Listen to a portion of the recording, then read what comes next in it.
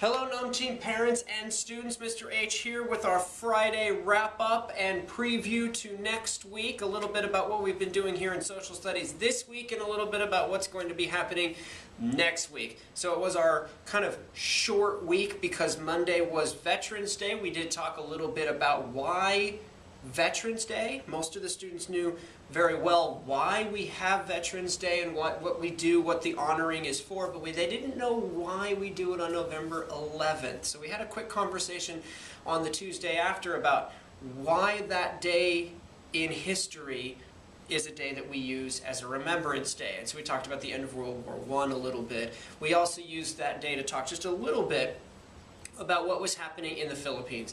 I thought that was an appropriate time to take a little bit of a time away from our historical unit and talk a little bit about what's going on right now in the world with such a grand and scary thing happening to the Philippines. We took a little bit of time and just kind of introduced some of the students to that, and I encouraged them to talk to you at home and to look at the news a little bit just to kind of keep aware.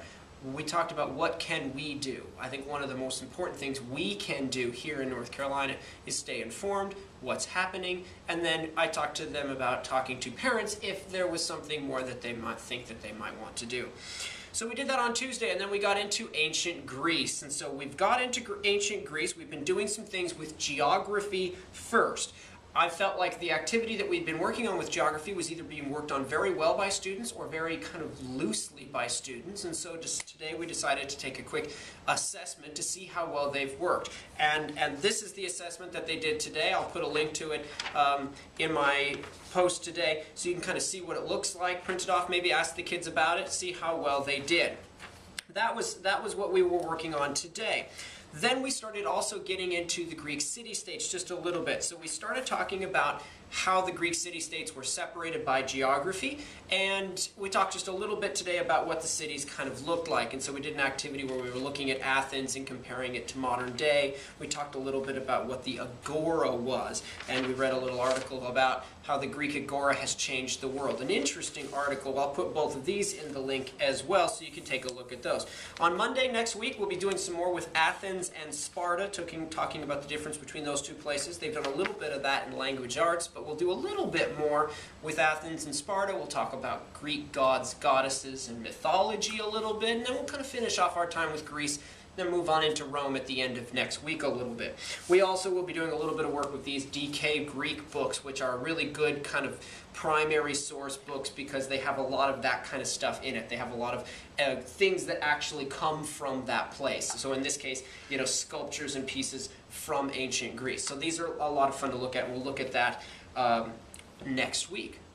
I did want to make one quick note about grades. I know that many people are kind of strangely concerned about social studies grades not appearing in the Power Schools program and wondering why I'm being such a slacker and not doing any grades. I just wanted to let you know a little bit of what's going on. The Power School system, we don't know why or how, dropped all of the social studies grades when the transition from first to second quarter happened.